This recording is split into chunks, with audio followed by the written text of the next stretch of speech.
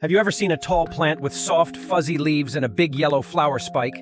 That's mullein, and it's one of the most useful wild plants around. It's a biennial, meaning the first year it grows low to the ground, and the second year it shoots up tall, sometimes over 6 feet.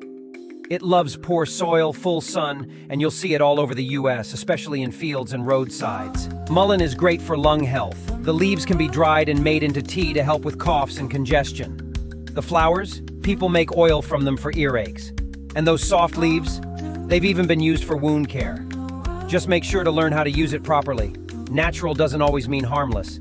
Now you know, mullein's not just a weed, it's a powerful little medicine plant. Like and subscribe to learn more about daily life on an East Texas farm.